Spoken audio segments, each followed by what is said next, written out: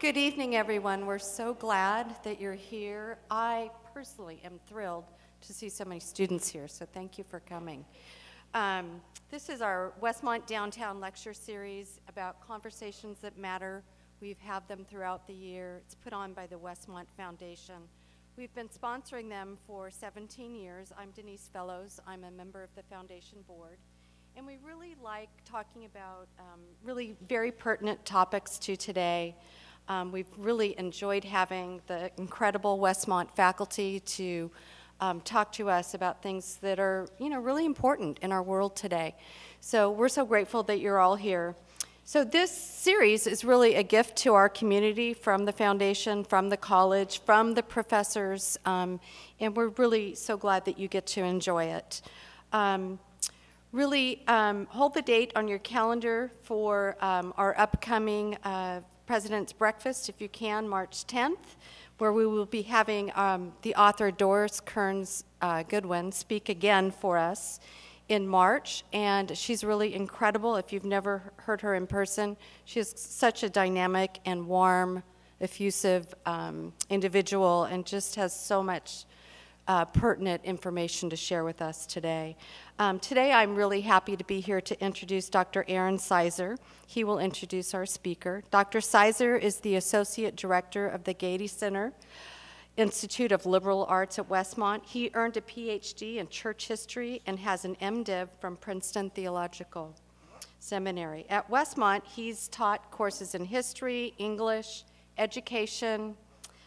His research focuses on institutionalization of American mainline Protestantism, I'm not even going to say it right, Protestantism, in the early 20th century, with particular emphasis on war, money, and gender. Thank you, Aaron, for making this introduction.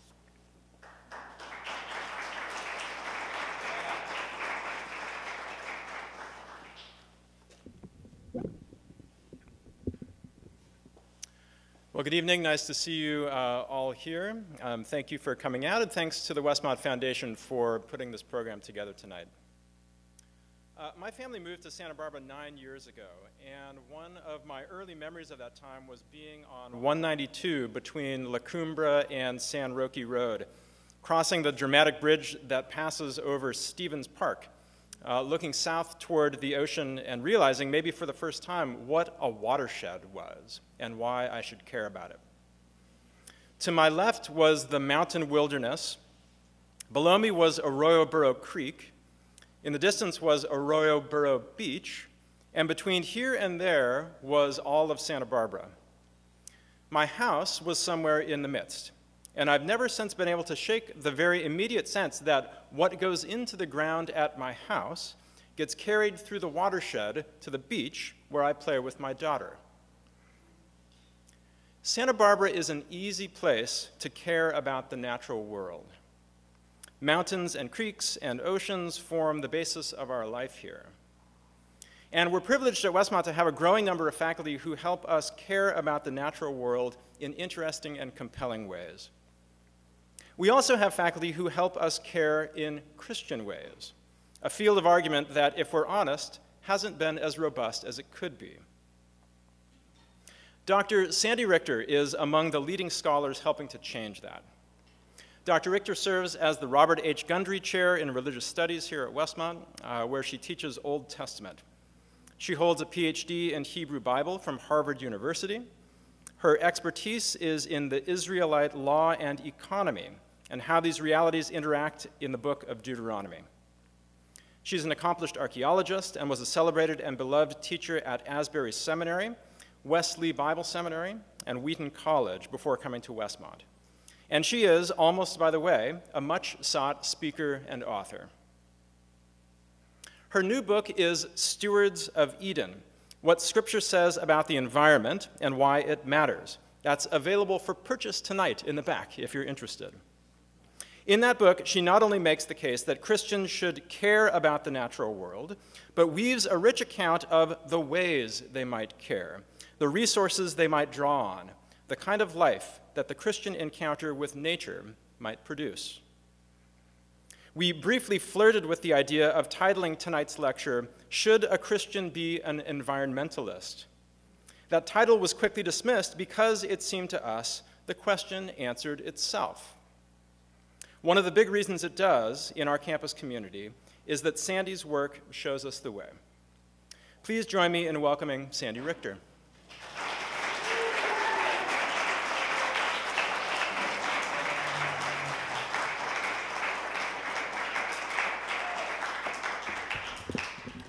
It is an honor to be among you tonight, and it's especially fun to see so many of our students who are here simply because of their passionate commitment to environmentalism as opposed to extra credit in whatever class is intended. No, this is so wonderful. Erin, thank you to the Gady Institute for inviting, and thanks for such a lovely introduction as well. So, in 1962, a heretofore little-known marine biologist named Rachel Carson wrote a book that would change the shape of history. The book was Silent Spring, a book that, according to the critics, contained the kernel of social revolution. In her book, Carson touched off an alarm regarding the use of chemical pesticides, specifically DDT. She dared to speak of the responsibility of science and the moral limits of the technological progress. In 1962, the chemical industry, birthed largely from post-war technology, was responsible for much of our nation's economic prosperity. And no one was questioning the scientists who were telling the world that DDT was safe. So when Carson, an outsider, she had no academic affiliation, no institutional voice, she was a woman, and it was 1962, dared to write in dissent and to engage the public as opposed to the guild. She was every inch the proverbial David taking her stand against the Goliath of the scientific guild and the American economic machine. She captured national attention and set in motion a course of events that would not only ban the domestic use, production, and use of DDT, but she would ignite the first spark of the modern environmental movement. And did you know that that spark was fanned into flame right here by an event that many of you may remember, the 1969 Santa Barbara oil spill. This tragedy was birthed by the drive for short-term gain. So when Union Oil literally broke open the seabed floor in the Channel Island Sound, creating an oil spill that was as big as the size of Chicago, here, right here, the blackened beaches and profound loss of marine and bird life catapulted our country toward action. The first Earth Day came in response to these catalysts. Did you know that? April 22nd, 1970. That fall, UCSB launched one of the first environmental studies programs in the country. And on December 2nd of that same year, Richard Nixon signed into law the EPA. And as we face similar environmental challenges today, there are likely many in this room who want to see a similar revival. The termination of fossil fuels, maybe real boundaries on the impact of industry on the environment, production companies that actually pay for the plastic they produce, recycling programs that actually work, or perhaps public transportation that can make the 8-lane nightmare that we know is the 405 a distant and ugly memory. Intelligent highway design so the California Cougar has a fighting chance. And someone somewhere who will pay attention to the fact that we have got a garbage patch twice the size of Texas, floating off our northern coast. And of course, then there's climate change. But many of you here tonight might not be so convinced. Perhaps you've simply not seen the sort of data that has persuaded you. Maybe your political party has not found itself an ally to these causes. Maybe your place of employment is on the list of the industries I've named above. Maybe you're privately thinking that these statistics about floating garbage patches and failing species and rising oceans is media hysteria, and we just need to weather this particular storm until the environment gets itself back in sync. Or maybe your faith community is uncomfortable with the topic. Maybe they are thinking that perhaps this oh-so-contemporary issue is a Johnny-come-lately that has little or no representation within the core concerns of faith in Scripture. Well, that's where I come in, because that's my area of expertise as well. And so, down to earth, a biblical perspective on environmentalism. Let's see what we can accomplish over the course of the next 45 minutes. Yeah, here we go. What does the Bible actually have to say about environmental concern? The Bible is the ultimate source of faith and praxis for the Jew and for the Christian. Does it have anything to say at all about this contemporary topic? Well, you might be super surprised to learn that the Bible actually has a great deal to say about this topic, a great deal to say about environmental stewardship, and this seemingly contemporary issue is in fact a very ancient one. In truth, the expectation that humanity will steward God's creation responsibly is expressed in every era of redemptive history. So much so that if you're a theologian, like I am, you have to conclude that stewardship of creation is not only a mandate in the biblical text, it's actually an expression of the character of God. Let's begin at the beginning. Genesis chapter 1. Here, the perfect order of creation and the perfection and interdependence of the cosmos is laid out within the literary framework of a perfect week. On the seventh day, God is enthroned above his creation, communicating that this perfectly balanced ecosystem is dependent on the sovereignty of the Creator. And on the sixth day, a human steward is enthroned under the Creator, but over the creation. Genesis 1:26, then God said, "Let us make humanity in our image, according to our likeness, and let them rule." This is the outcry of the first plan that is Eden. The message, whereas the working of God's ideal design was dependent on the sovereignty of the Creator, so too it was the privilege and the responsibility of the Creator's stewards, that's humanity, to facilitate this plan by living their lives as a reflection of God's image. Genesis 2:15 specifies, "Then Yahweh Elohim took the human and put him into the garden, to tend it, la'ovdah, and to guard it, la'shomra." The message here is clear as well. The garden belongs to Yahweh, but humanity has been given the privilege to rule and the responsibility to care for this garden under the sovereignty of their divine Lord. Genesis 1 offers us a world in which humanity, Adam, would succeed in constructing human civilization by directing and harnessing the amazing resources of this planet under the wise direction of their Creator. Here, there would always be enough. Here, progress would not necessitate pollution. Expansion would not demand extinction, and the privilege of the strong would not come at the expense of the weakness of the marginalized. And humanity would succeed in these goals because of the guiding wisdom of God. This was the Creator's blueprint. This was the first plan. But we all know the story. In Genesis 3, humanity rejects this plan and chooses autonomy instead. We called this the fall. And the current evils of corruption, abuse, and greed are all recognized by the faith community as results of this rebellion against the divine directive. But there's another outcome as well.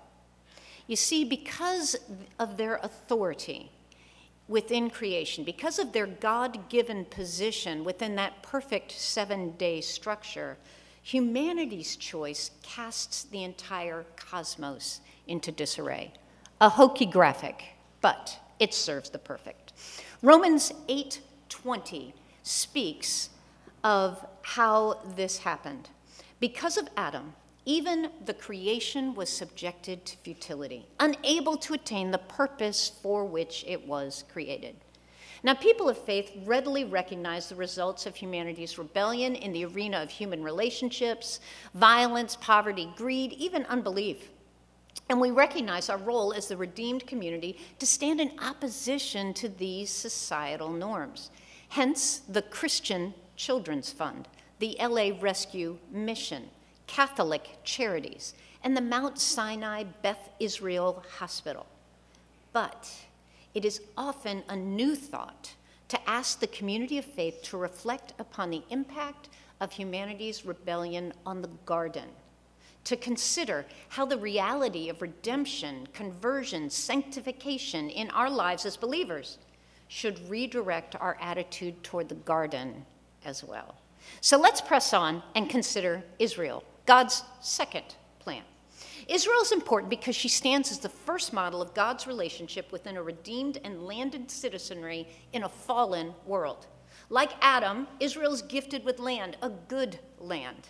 And although the citizens of Israel are invited to abide upon that land with joy and productivity, the book of Deuteronomy, their constitution and bylaws, makes it perfectly clear that the land will never truly be theirs. In fact, the regular message of the Mosaic covenant is that the land belongs to Yahweh. And if Israel fails to steward it according to his instructions, then Israel will lose the land, which of course they did. And we call that the exile. Even the produce of their land belonged to their God. Hence, the laws of the first fruits, the firstborn, and the tithe. In fact, based on Yahweh's ownership of the land, he required regular offerings. You shall surely tithe all the produce of what you sow, which comes out of the field every year. In addition, he commands Israel to reserve a portion of that same produce for the marginalized among them. When you reap the harvest of your land, you shall not reap the corners of your field. The remnant of the harvest you will not gather, but you will leave what remains for the needy and the immigrant. I am Yahweh, your God. In other words, my access to the resources of the land must be limited so that the marginalized may have the access that they need as well. Now, if we had a week together, I would tell you all about the marginalized in Israel, who they were, why they were on the margins in the first place, and we could compare the need of those in Israel to those of, say, eastern Kentucky, who are being driven off their land, impoverished, and poisoned by big business who are getting rich off of mountaintop removal, valley fill coal mining. Or perhaps the family farmers of Punjab, India, whose fertile homeland has been transformed into a wasteland due to industrial agriculture, what we call the Green Revolution. Or the humble citizens of Haiti, or those of Madagascar, whose lives are collapsing due to environmental abuse and deforestation. But the news is I don't actually have a week, so let me say that because human greed and its repercussions haven't changed much in 3,000 years, the God of Israel made provision for the longevity of his land and the sustainability of agriculture among his own people. Among other laws, he commands that the land itself be given a Sabbath rest so that it might replenish itself. Exodus 23:10 through 12, you shall sow your land for 6 years and gather in its yield. But on the 7th year you shall let it rest and lie fallow so that the needy of your people may eat. And whatever they leave, the beasts of the field may eat. You're to do the same with your vineyard and your olive grove. 6 days you're to do your work, but on the 7th day you shall cease from labor so that your ox and your donkey may rest, and the son of your female slave, as well as the immigrant, may refresh themselves. In agricultural speak, this is the practice of fallowing, leaving a field unsown for a year. That means no product for an entire growing season. It also means that the soil is replenished and the pests who become very attached to whatever it is you're growing move on to the next field. Now, of course, Israel was tempted to ignore this law in the quest for surplus and financial security. In fact, we have very good evidence that they did ignore this law, but the law is on the books all the same. The point?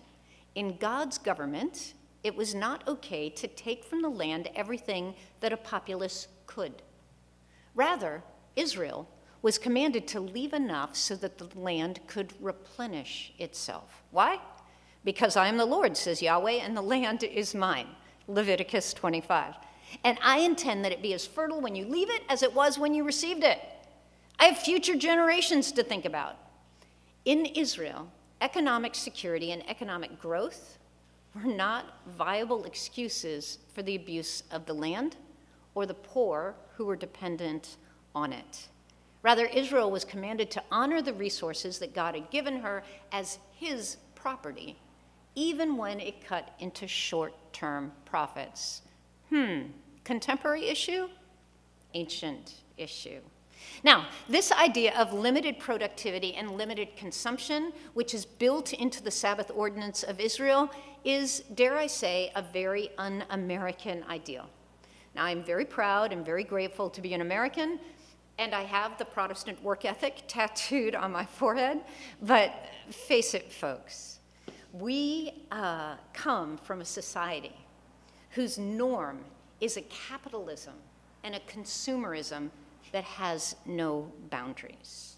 We are told from the most tender of ages, through every means of communication available, that the American dream is to produce as much as we can, as often as we can, and our consumption rides just behind. We don't stop until we have squeezed every hour out of our work week, allocated every penny in our budgets, and gotten the very best deal for every purchase. We identify our caste and our class by labels, be those the labels on our diplomas or the labels on our blue jeans. Excess is the American dream. And as a result, we as a culture struggle with the sort of restraint that is commanded in the Sabbath ordinance and in Israelite agricultural law. What about the land and warfare?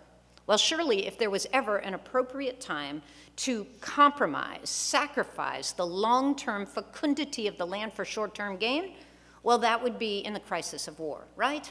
And any war zone, from Tutmosis III's Asiatic campaigns to World War I's no man's land, would testify to this broadly held value system. Yet in Deuteronomy 20:19, we come across this very odd little law. When you besiege a city for many days to make war against it, in order to capture it, you shall not destroy its trees by swinging an axe against them. Indeed, you may eat from them, but you shall not cut them down. And I love this. For is the tree of the field a man, that it should be besieged by you? Can I remind you that the book of Deuteronomy is written in the early settlement period of Israel? This is pre-industrial, pre-urban, and they're being told not to cut the trees down.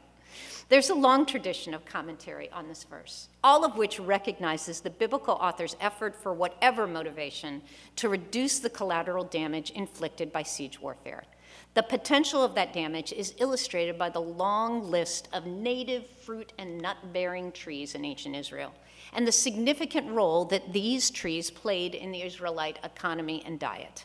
There's the fig, the olive, date, sycamore. That would be the fig-bearing Ficus sycamoris, not the enormous non-fruit-bearing sycamore of North America. There's apricot, carob, almond, pistachio, walnut. All of these trees faced similar developmental realities. If maintained, they would produce for generations, but full maturity preceded production. For example, the all-important olive tree. It takes 5 or 6 years for these trees to begin to flower, and as many as 20 years for them to reach full maturity. Even then, they bear fruit only every other year. It is commonly said, says Larry Steger, that one plants an olive yard not for oneself, but for one's grandchildren. Similarly, the female date palm, a treasured source of preservable calorie-rich fruit, quote, may take as long as 20 years before they produce their first fruit. The crops born of these trees were a mainstay of the Iron II Israelite economy and diet, but we can see that they are fragile as well. In light of the long-term value of food-bearing trees, it should be no surprise that a standard aspect of ancient Near Eastern warcraft involved the decimation of the besieged enemy's vineyards and orchards. The brutal Neo-Assyrian Empire was notorious for it. Yeah, their ultimate goal being to cripple a target city for decades beyond the actual assault. I used to call these guys the Borg of the ancient Near East. You know how it goes? Resistance is futile, you shall be assimilated. Only people over 40 are even giggling. The problem was that my students stopped watching Star Trek, and I lost a perfectly good illustration. Okay, so Sargon II boasts regarding his assault on the city of Ursul. I entered triumphantly into his pleasant gardens, the adornments of a city which were overflowing with fruit and wine, his great trees, the adornment of his palace, I cut down like millet. The trunks of all those trees which I had cut down, I gathered together, heaped them in a pile, and burned them with fire. Does Sargon II care if he wins this war? Not necessarily, but the environmental terrorism that he's imposing on his opponent will cripple their economy for decades. Shalmaneser III in his Suhu Animals says something very similar. We will go and attack the houses of the land of Suhu. We will seize a city. We will cut down their fruit trees. This particular military strategy may be tracked among the Babylonians, the Assyrians, the Hittites, the Arameans, and especially the Egyptians. So we need to ask, why would Deuteronomy demand that Israel be different? To quote Michael Hassel, Israel is forbidden from such retaliatory tactics because it would not be in Israel's interest to destroy the very resources that would later sustain them. Hence, even though the cultural norm of the ancient Near East involved the regular utilization of environmental terrorism, in Israelite law, even national security did not justify the abuse of the land or the magnificent flora residing upon it. Rather, in Israel, the fact that it took a generation for an olive orchard to come to full fruition deserved deference, and human enterprise was not a worthy excuse for wiping out the future productivity of the land. Let's take this legal principle to a modern example. That would be Operation Ranch Hand, the American offensive directed against Vietnam, eastern Laos, and parts of Cambodia between 1962 and 1971. The military objectives were 1, to defoliate forested land in order to deprive the Viet Cong of cover, and 2, to destroy rural agricultural land in order to induce forced draft urbanization. In other words, to force village farming families to relocate to urban centers in order to deprive guerrilla forces of their rural support base and food supply. So although the goal of this military effort was to further the cause of South Vietnam, the method was to decimate millions of acres of forest, field, and waterway in South Vietnam by systematically spraying 20 million gallons of Agent Blue and Agent Orange over a 9-year period. Clearly, this strategy ultimately destroyed, quote, the very resources that would later sustain the South Vietnamese. For in South Vietnam alone, an estimated 25 million acres, that's 39,000 square miles, if that relates to you better, of agricultural land were ultimately destroyed, with the levels of TCDD concentrations in the soil and water exceeding levels considered safe by the US EPA 100 times and more.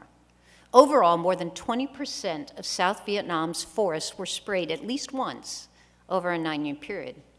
As for the hundreds of thousands of unborn Vietnamese children who were profoundly retarded and disfigured from prenatal exposure to the dioxins, exposure that continues to the 3rd generation, well, I won't show you pictures from the Ho Bin Peace Village where these children have found care and respite, but if I did, you wouldn't be able to bear it.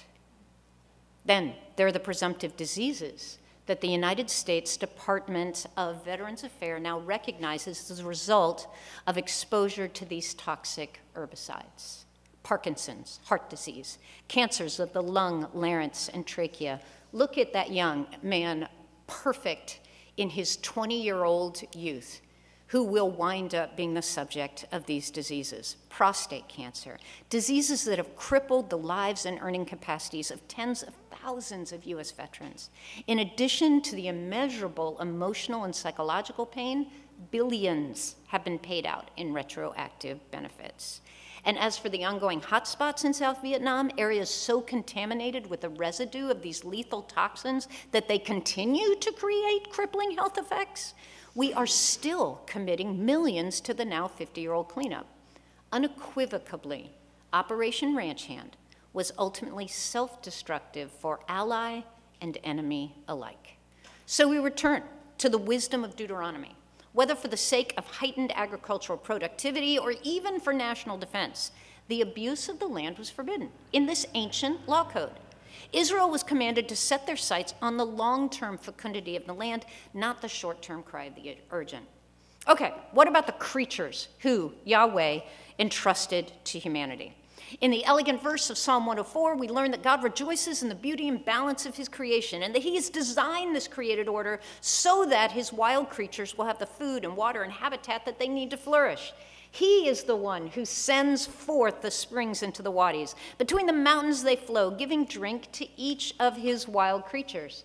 It is Yahweh who sent out the wild donkey free and gave him the wilderness for a home. It is by God's understanding that the eagle nests in the high country. I'm quoting Job 39. Here, in other words, the Bible states that the wild animals' habitat was designed and given to them by God. Guys, any environmentalist would tell us that the single greatest cause of extinction of animal species is the reckless destruction of habitat. And yet we in America are presently devouring more than 2 million acres a year in the noble quest for urban sprawl. Consider with me Deuteronomy 22, 6 through 7. Again, an ancient law code. If you happen to come upon a bird's nest along the way, in any tree or on the ground with young ones or eggs, and the mother sitting on the young or the eggs, you shall not take the mother with the young. You shall certainly let the mother go, but the young you may take for yourself, in order that it may be well with you, and that you may prolong your days. Here, pre-industrial, pre-urban Israel was instructed that if they killed off the wild creatures without a thought to their ability to replenish their populations, then it would not be well with them in the land. What about the domestic beast? In addition to a number of wisdom sayings that demand kindness to the beasts of burden, and the Sabbath ordinance that gives a 7th day of rest to any beast that is serving an Israelite citizen, according to Deuteronomy 25:4, the Israelite shall not muzzle the ox while he threshes the grain. Now, oxen and cattle, they were work animals in ancient Israel. You didn't eat cattle. They were way too expensive for that. In fact, many villages had a single team of oxen that they would move from farm to farm as needed for the very labor-intensive task of plowing, harvesting, and threshing the grain, which was the backbone of their food supply. Now, keep in mind that early Israel's economy was a subsistence economy. Everyone was just barely making it. Baruch Rosen, an Israeli archaeologist, has helped us out by quantifying what just barely making it looks like. And he's done this by estimating how many calories were needed and how many calories came up short in the average Israelite village. How do you do that? Well, we can talk about that during the Q&A. But what he has determined is that the average village in Iron II Israel came up 15 million calories a year short on their essential food supply. For the typical family of 5, that translates into 60 days a year. 60 days a year short on their essential food supply. Every year, every family. Anthropologists call this the hunger season, that period of time between when last year's harvest has run out and this year's crop has not yet come to harvest. Yet, Deuteronomy commands that farmer not to muzzle his ox while he threshes the grain. In an article I published a number of years ago, I worked with several experts, including a third-generation ranching family from West Texas, to figure out exactly how much a working bovine of historical weight might be able to consume in a day of threshing. The answer was 3 to 4 kilos. That translates into 5 to 7 quarts of grain. And as threshing could take several days, that's like 15 to 20 quarts of grain. In an economy where every kilo counted. When the average family was experiencing a hunger season of 60 days a year, God commands Israel to allow the beast that served them the opportunity to enjoy its life and work, even though that luxury cut into the community's not just profit, but essential food supply. So let's pause and consider how this Deuteronomic law might reflect on the billions of animals that currently serve us on Americans' factory farms. Factory farming is the practice of raising livestock in confinement at high stocking density, where the farm operates essentially as a factory whose end product is protein units. Confined animals burn fewer calories. Their excrement is mass managed, or mismanaged, as many would say, and their fertility and gestation fully controlled. As regards America's most lucrative agricultural product, that is pigs, confinement has been distilled into an exact science. 2,230-pound animals per 7.5-foot square pen, housed upon metal-grated flooring in climate-controlled conditions, animals who are never actually exposed to the light of day. These animals are sustained in such crowded and filthy conditions that movement is difficult, natural behaviors are impossible, and antibiotics are essential to the control of infection. Now, I want to think this is the minority process, but reality is 95% of the meat that comes to our supermarkets is raised in this fashion. Sows, typically a 500-pound animal, are separately housed. They live out their lives standing in 7-foot by 22-inch metal gestation crates, from which they are only released to give birth. The farrowing crates into which they are then transferred allow an additional 18 inches, such that they can lie down to give birth. These animals are artificially inseminated to deliver an average of 8 litters, litters inflated beyond their natural carrying capacities by fertility drugs. A staple of their diet is the rendered remains of their deceased penmates. Surely, if the God of Israel is offended by boiling a kid in its mother's milk, we should be concerned that dead sows are routinely ground up and fed to their offspring. We should also be concerned that the vast amount of chickens in this country spend their lives stacked atop one another in row after row of wired cages, immersed in their own feces, confined in windowless warehouses in order to produce our eggs. That's what the cage-free thing is about. We should care that poultry aren't even included in Humane Methods of Slaughter Act, the law that requires an animal be rendered insensible to pain before they're killed. As Matthew Scully painfully illustrated in his 2002 expose of the industry, Dominion, the Power of Man, the Suffering of Animals, and the Call to Mercy, the factory farm has taken the live out of livestock and the farmer out of farming. Did you know that according to the US Department of Agriculture, the number of dairy farms in the United States dropped from nearly 650,000 in 1970 to 40,000 by the end of 2017? Do you want to know how many suicides of salt of the earth dairymen accompanied that number? To quote Jim Goodman, a career dairy farmer whose story I tell in the book, the despair is palpable. Suicide is a fact of life. We've come to a place in our country where the abuses to which domesticated animals are routinely subjected are nearly too horrific to report. I never show pictures because you're a captive audience, but you can search for them. And the lack of concern that we show our farming communities, I find it shameful. Can I say that our practices are a far cry from what the ancient primitive laws of Israel required? And for a person of faith, a far cry from what the Creator expected when he entrusted animal kind to the stewardship of Adam. All right, how about laws of slaughter? just gets heavier. Israel was indeed allowed to slaughter and eat the animals they raised. There were no vegans in Israel, I assure you. But any domestic animal had to be taken before the priest first. Why? Well, according to Leviticus 17, it was a sign that the animal's life, its nephesh, had been considered. In other words, the life of the animal was valuable, and it was not to be taken without thought or without mercy.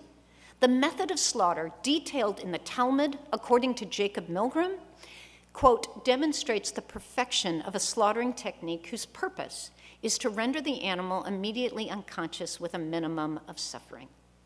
Think about these laws in comparison with the assembly line approach we employ in the raising, slaughtering, and mass marketing of animal flesh in America. Few of us realize that animals used in agriculture have almost no legal protection. Scully reports that whereas in 1990 the typical American slaughter plant operated at 50 kills an hour, current plants run at 300 to 400 an hour. How does one go about slaughtering 400, 800-pound bovines in an hour? Well, as Martin Fuentes, an IBP worker, told the Washington Post, quote, the line is never stopped simply because an animal is alive, close quote. Ramon Morin, whose job is to cut off the hooves of strung-up cattle passing by at 309 an hour, reports that although the cattle are supposed to be dead when they reach him, often they are not. Quote, they blink, they make noises, the head moves, the eyes are open and still looking around.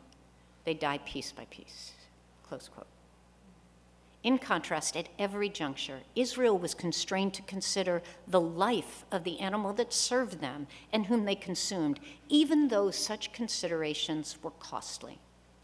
So all of these laws of land, tree, and creature that come from the Old Testament communicate the same biblical idea, the same Edenic principle. The land and its creatures belong to God, not humanity. And as God cares for them, he expects his people to do the same. All right, what about the New Testament?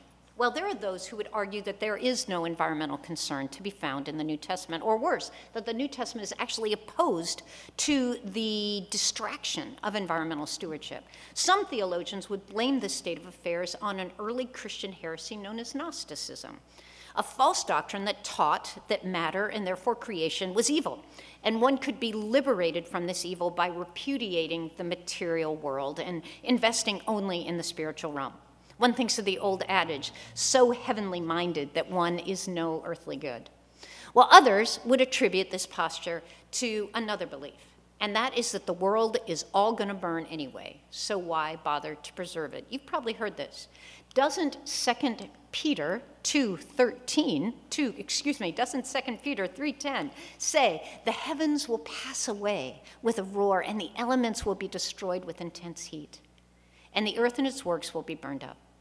Indeed, if the created order is bound only for destruction, it does seem logical to use the earth's resources as aggressively as possible to bring about the well-being of humanity. And there was a certain radio talk show host in Detroit who was convinced that he needed to convince me of the same.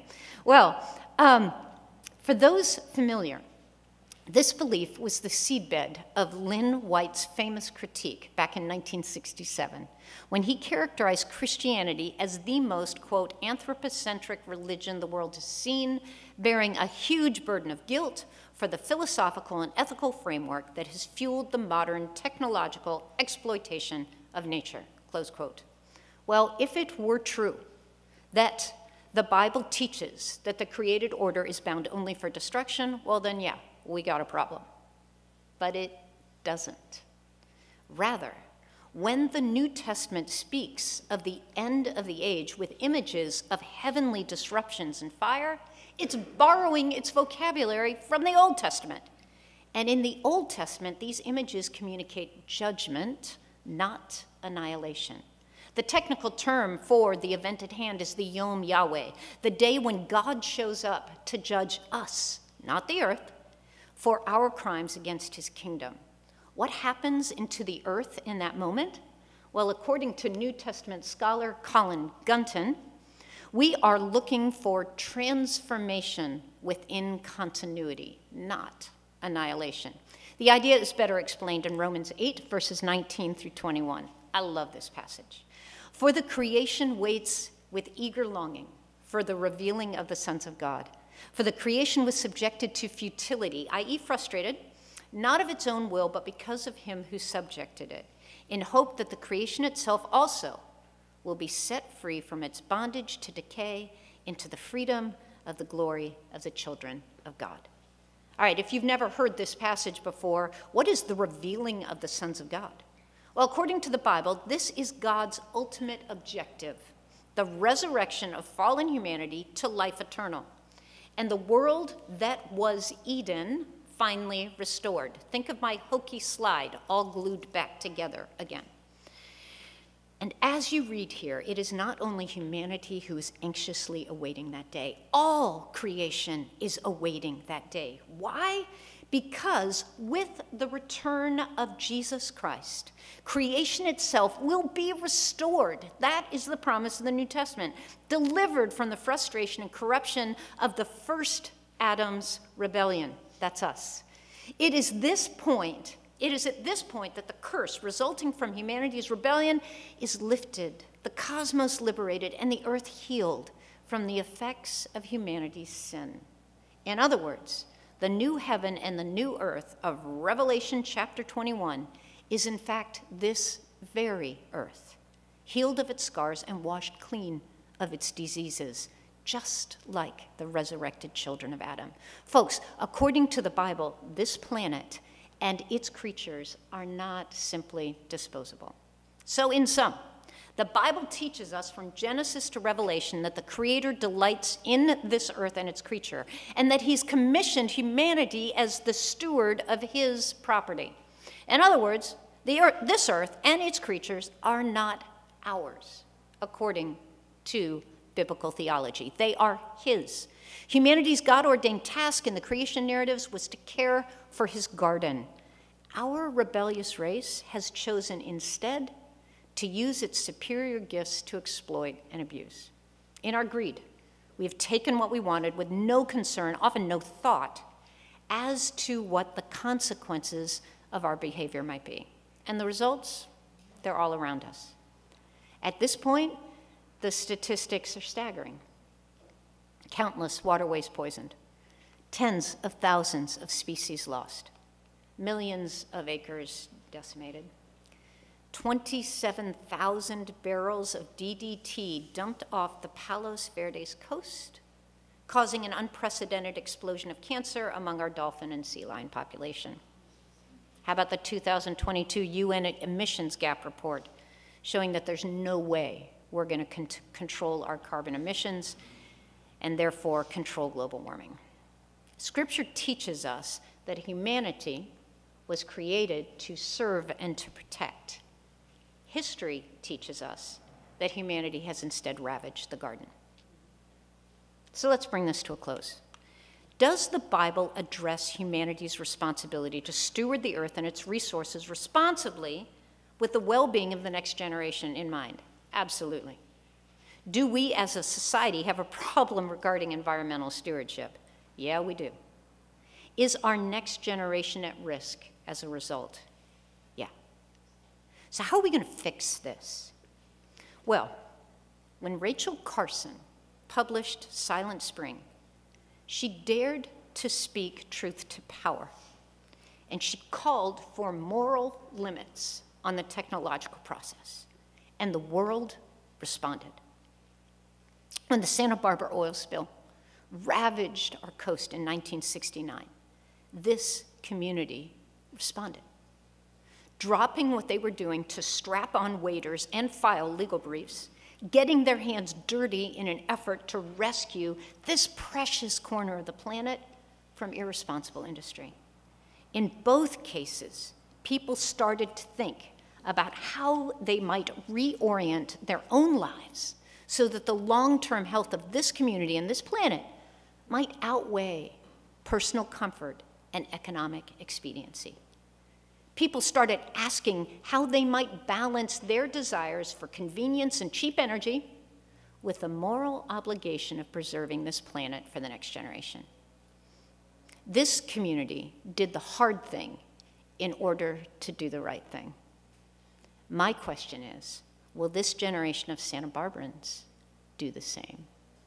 Thank you very much.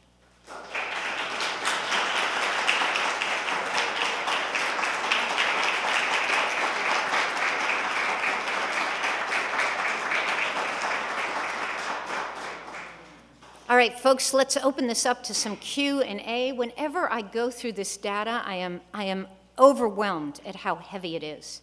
And yet I am an eternal optimist, and I believe with every fiber of my being that we can turn this around. So, questions and comments, especially for those of you who this is the first time you've seen environmental law in the biblical text. Right here. Hi, Dr. Richter.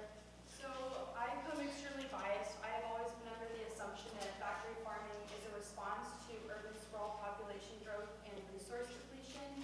So, how can I take this information back to my hometown and help reframe factory farming as not necessarily the solution to, I guess, all of these pressures that we're dealing with as our society gets older? All right, and you come from a farming family, yeah? You do. So you have been taught that factory farming is the only solution to urban sprawl and loss of land. I've been told it's a solution. And just to probe a little bit here, how many of your family used to be involved? They're ranchers, right? Yes. Okay, how many of your family used to be involved in ranching? None of us. None of us, okay. It's the community. My mother's a veterinarian. She was a student underneath Dr. Temple Grandin, who helped make humane slaughter. So that's where she was coming from. Okay. The reason I'm asking that question is because we used to have a lot more ranchers, and we used to have a lot more farmers. So it's hard for you to come by. Yeah, they are. And we're losing them by the tens and thousands, whereas Europe isn't. And Europe has a lot less land than we do. Europe has limits on how many animals are allowed in a barn. And if you violate it, you'll be seriously penalized. Europe has subsidies that keep their stewards of the soil employed and able to feed their children and able to send them to college. Europe protects its farming community. And therefore, and of course, food costs more in Europe as well. But, you know, this whole business of a free lunch, it doesn't exist in any other industry. So I would argue that it is a response, but I would also argue, and I'm saying this out loud and I'm saying it on tape, I don't find it a moral response. It does not take care of the animal, it does not take care of the farmer, it does not take care of the land, and it doesn't take care of the water systems. If you're familiar with the pig industry in particular, North Carolina is covered in legislation right now because of the fouling of their groundwater with this mass disposal of pig feces and the irresponsible care of it, and the retention ponds that are used for the slurry of the mixture of pig urine and poop that break, of course, because they're ponds. I think there are better solutions. And I think that we as Americans and as smart, moral people can come up with better solutions that protect both the animal and the farmer. Do you think the preservation of small ranches and farms is one of the, yes, I do. And again, perhaps I'm a complete optimist and I'm not a politician and I don't get to run county-wide legislation, but I'm looking at Europe and I know that Europe has accomplished it. Yes. And I think they've accomplished in a much more moral fashion. So I think we've taken a quick, maybe not easy, we've taken the cheap route. The people who are getting wealthy at this point in time are not the salt of the earth farmers, it's the corporations. And if you were to actually read the book that I spoke of, and I encourage you to read it in small chunks because it will absolutely break your heart. Scully was a research journalist and had done a sequence of articles on this, and then he ditched his journalism job so he could say exactly what he thought. He does a great deal of research, especially on factory farming, and gets inside these farms and sees what's actually going on. The quotes that I read you about the slaughterhouses, you recognize the names. They're the names of immigrants. And the slaughterhouses and the factory farms are staffed almost exclusively by short-term immigrants who won't speak up because they're protecting their own status in the country. The turnover is outrageous. All that to say, I think there are better solutions. Thank you. Yes, right here. Dr. Richter, thank you so much for your presentation. Very revealing. My question to you is, if we begin with the premise of that very loaded phrase, follow the money, what do you imagine, or what do you envision as a viable and a creative path to transition from fossil fuels and dirty energy into clean energy, electricity, wind power, solar, and so on? Yeah, excellent question. And I'm counting on the brilliant people who live on the other side of campus in, the chemists and physicists to come up with the most practical answers for this. So let me start off saying I know I'm not an expert on this. I do think I am an expert on what the Bible has to say about it, but I'm not an expert on the nuts and bolts of getting it done. My basic premise is that we knew that fossil fuels were a problem 60 years ago. I remember the gas lines in the 1970s. Some of you might too. We knew that we could produce cars that could run at 50 miles a gallon 50 years ago. We didn't do it. We knew that public transportation was the way to deal with a city like LA. We didn't do it. And instead, we have found ourselves now behind the 8 ball. And we've got a huge crisis. There's no question about it. So how do we step into that crisis and stop the hemorrhaging? And I do think there are governmental actions. There are global actions that have to happen. I don't have a lot of control over the global actions. I vote. I'm one voice, and I try to vote responsibly and in an informed fashion. But what I definitely control is me. And although in my community of faith, it is so much fun to listen to a sermon for someone else, the first thing I need to be doing is listen to a sermon for myself. So what do I do? How do I reduce my use of the major issues? What you'll find in the book is a list of where to get started. And my first step on how to get started is to get educated, because as you have asked, these are big problems that need smart people with a lot of influence. We need to be smart people, and we need to learn how to use our influence. So I would encourage every one of you whose heart has been stirred to take the time, put your money where your mouth is, and actually join some sort of environmental organization. And by that, I mean subscribe to the Sierra Club so that a magazine comes to your house, or the Nature Conservancy, or if you're a Christian with missionary ambitions, Plant with Purpose. Join an organization, $35 a year, so that that information starts coming to your door, and you can use that information both to change your life, your city's life, your county's life, your church's life, your synagogue's life. Sierra Club has a lovely little feature where every year at election time, it sends you a list of which candidates have shown the greatest support for environmental issues. Now, I don't vote for their ballot straight down the docket, but it helps me to vote in an informed fashion. And these people have that kind of influence. So that would be my general answer. What are we experimenting with? Wind farms, but they're decimating the bat population. Nuclear, but we know about dealing with radioactive material. Fossil, but don't we love driving our massive SUVs that get 7 miles a gallon? Public transportation, yeah, well, we didn't actually put that in the beginning, and now we have to tear up the 405 to do it. Yeah, we've got a mess, no question about it, but what can I do? What can my community do? That's where I start with it. Yes? So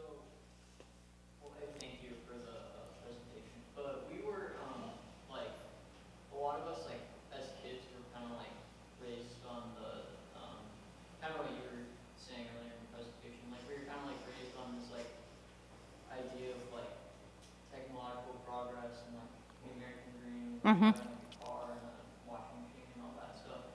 But like the simple reality is like, if everyone had a car, everyone had a washing machine, like all that stuff, like global warming would be like happening even faster than Mm-hmm. what it is. Mm-hmm. So like, I guess my question is, do you think the problem is bigger, and like, do you think it's like a change that needs to happen on like a societal level? Yes. And if so, to what extent? We have to live within our means, is the bottom line. We do that with our budgets already. Well, maybe not the government, but we we have to live within our means. We have to live within our resources of what is actually available. And for Americans, that means dial it way back. As the statistics will tell us, we use up more resources as one of the smallest populations on the planet. It's kind of shameful, to say the least. So how do we dial it back? I liked, Benton, what you had to say about we were raised on this idea that technology is the answer, and if I send a washing machine over to the Ivory Coast, somehow I have liberated a marginalized person, right? Because then they get a washing machine. This is very similar, actually, to what Rachel Carson was talking about, that there are moral limits to technology, and we need to actually start thinking about what those moral limits would be. I would love to have an exact plan for all of us, but for me, myself, it means I hang my clothes out to dry. It means I wash things a third of the time that I used to. It means that I have buckets in every shower and no one in my household is allowed to let the water run. It means that my front and backyard are planted with native plants so that native species can thrive, and so I'm not using up the type of water that I would have used in Massachusetts where they actually have water. I'm starting with me, and with the me, I'm using influences. Let me look at this get going. I don't know what time it is. My watch thing broke. 5 minutes? Okay. Let me just go over this get going thing. What can we do? Liz Harvey Roberts is one of our Westmont alum. She's also one of the executive directors with the Nature Conservancy, which is this amazing organization. So I'm always tapping her for what in California. She would say that petroleum and plastic are the two massive issues. Anything that we can do to curtail our use of petroleum and plastic is a step in the right direction. Your checkbook in our good capitalistic society is one of your most powerful weapons. If you buy things that are morally and sustainably based, you are encouraging the market to move that direction. Have you not noticed in the last 5 years that we now have generic organic labels? We did not have generic organic labels 7 years ago. We do now. Why? Because people like you and me started buying it. Live with restraint. In every expression of our lives, let's think twice about extra stuff and bigger cars and bigger houses. Consider joining a responsible environmental organization. Two things that I thought you'd be interested in, Surfrider and Heal the Bay, are both dealing with the DDT dump. How many of you had heard about the DDT dump? Oh my gosh, very few of you. Absolutely heartbreaking. When they realized that the production of DDT in LA, when it was outlawed in the 70s, they took their entire surplus and dumped it in the bay between Catalina Island and the San Palos, whatever it is, right there. Yeah, thank you. And as you look at these charts, you see the dumping area. No one knew it was there. And so we wound up with all of these veterinarians coming up with this mysterious, crippling cancer in the sea lions. Where in the world is this coming from? DDT in the bay. So Heal the Bay, Surfrider are both dealing with that. I mentioned going the wrong way here, the Great Pacific Garbage Patch, twice the size of Texas. Plastic. Who's making the money off of plastic? It's not me. Is it you? Why aren't we responsible for it? 5 minutes. Let me throw this one up. This quote is typically credited to Margaret Mead. Many people say it wasn't her, but it's still a fabulous quote. Never doubt that a small group of thoughtful, committed people can change the world. Indeed, it is the only thing that ever has. I find these words really powerful. Are we at time? Yeah, we are at time. Thank you all so much for sitting through this.